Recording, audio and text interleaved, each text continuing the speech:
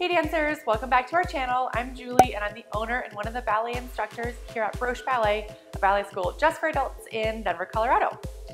Today we're going to talk about what to do if you have 5 minutes and you want to work on your ballet.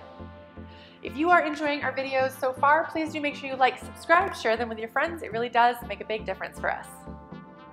Let's talk about what you can do with 5 minutes. I'm going to give you 8 things that you can do if all you have is 5 minutes.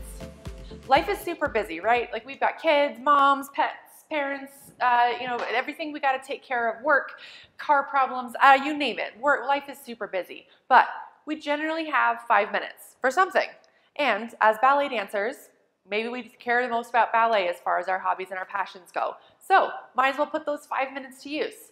Whether that's while you're waiting for your coffee to brew, while you're waiting for your kid to get out of school, whatever it is, 5 minutes is all we need.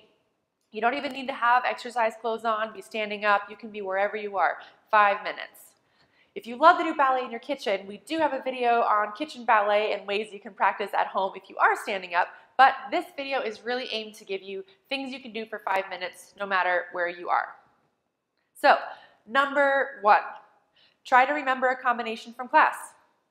Well, that's hard, but maybe you can start with only remembering plie combinations. That's fine. Try to remember it. Try to actually write it down. Take 5 minutes, set a timer for 5 minutes, and try to actually write down a combination that you did in class recently. Or make one up if you don't have one. Try to write something down. Get your mind in ballet mode and try to think about choreography. This can help us start remembering choreography better in class, which I know a lot of us have trouble with. It can help us try to start working the memory and also just, while we're not in class, solidify those ballet pathways in the brain so you're just thinking about ballet. So number 1, try to write down a combination, a ballet combination. That can be in your phone, that can be on paper. Try to write it down. Number 2, work on your posture. 5 minutes, that's all. Set a timer for 5 minutes and see if you can keep your abs engaged for that whole time. I don't care if you're sitting in a car, sitting in your desk at work, waiting in line at the bank, doesn't matter. Try to keep your core tight and engaged and your body lifted and your shoulders wide and your back open for 5 minutes. That's a long time if you're trying to keep your body lifted. Think about it as like a plank for 5 minutes. Wherever you are, you can work on that. Number 3, pointing. You can do this wherever you are, in your shoes, I don't care, doesn't matter. Work on the ankle detail, do some ankle circles, write the alphabet with your foot, try to point your foot in your shoe, try to point your toes into the bottom of your shoe so you can feel that pressure in that. Try to feel the arch of the foot, warm it up as any way you can. Yeah, so just number 3, work those ankles, work that foot. The more you can solidify that motion of the feet, the more that it's going to benefit you in class. Number 4, work on your ballet hands or even your arms. So, arms and hands take a lot of focus, although they look very natural and graceful when you actually get them right, but they take a lot of work to make them look natural. So, shake out your hands and then try to make ballet hands as fast as you can. Shake them out and try to find it. Yeah, see how often you can do that. Find the ballet hands again. Shape your hands. See what you like. See what looks good on your hands and your fingers. See what aesthetically you like. Play with those hands. If you're somewhere you can work on your arms, maybe try that too. Maybe try to shake out your arms and then try to make a ballet position and see what you got right.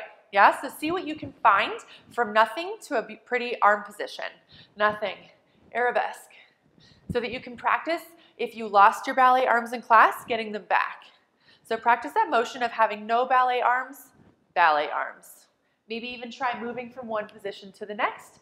Maybe even check those fingers and see what's going on with those fingers. Are they still shaped? Are they getting clawed? What's going on?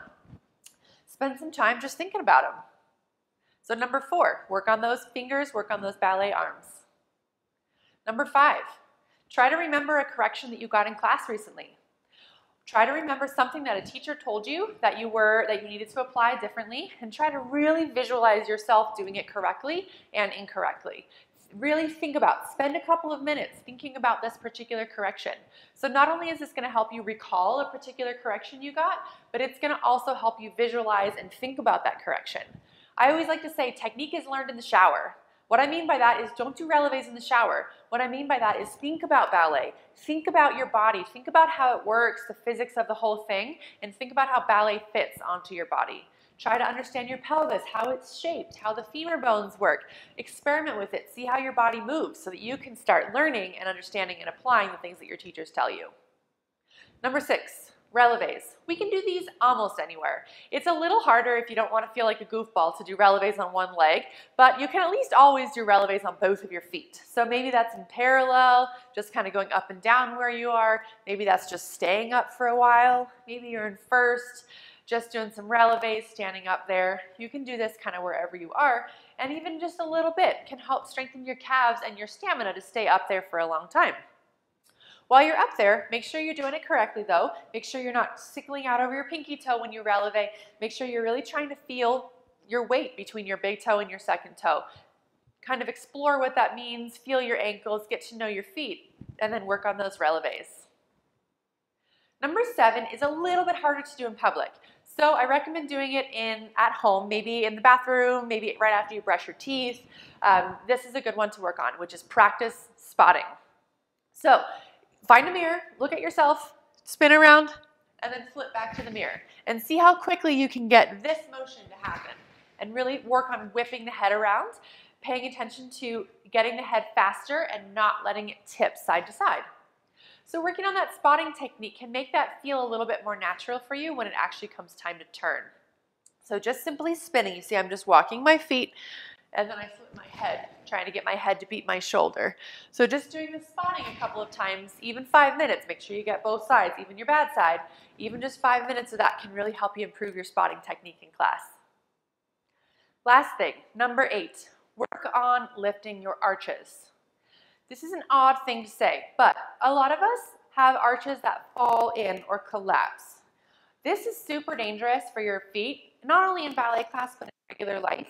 You can tell if you have ankles that collapse one way or the other by looking at how your shoes wear. So if you take an old pair of sneakers and look at the heel of them, sometimes we'll get like a little wedge shape in the heel. That's because we walk with our feet pronating in. A lot of us walk with our feet in, some of us walk with our feet out.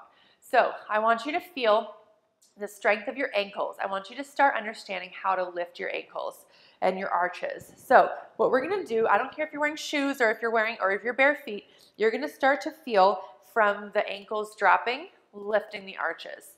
And you're just gonna start to take inventory of what it feels like, what sensations are on the bottom of your feet when your arches are rolled in and when your arches are not rolled in. Sometimes this is a matter of awareness because we don't even often feel it. We don't feel when we're rolled in like this. We feel as normal, that's just how we stand. So we want to start being able to identify. So close your eyes and see if you can picture where you are on your ankle. You might even try it on one leg and see if you can stand on one leg without your ankle rolling in. Can you stand on one leg with your eyes closed and have your ankle continue to lift, or does it want to roll in on you? So starting to develop some awareness and stability in those ankles can really help you in ballet class. Once we turn out our legs, it's even harder to keep those arches from rolling in. So you want to make sure that you're really nice and stable on those feet and ankles before you start getting too wild in ballet class, especially when it comes to jumping. If we ever land a jump rolled in, that's when we start to get hurt. Rolled out, same thing. We want to always make sure that we're perfectly flat on the ground with all 5 toes on the ground and not going one way or the other. So again, just taking inventory of those ankles, maybe close your eyes, maybe try one leg and see how those ankles feel with their stability. All right, dancers, I hope you take these 8 tips with you wherever you go. You can do with just 5 minutes for each of these tips. You can do it with no equipment, almost no time, and just a little bit of energy. I hope these help you continue improving your ballet technique, even during your super busy life.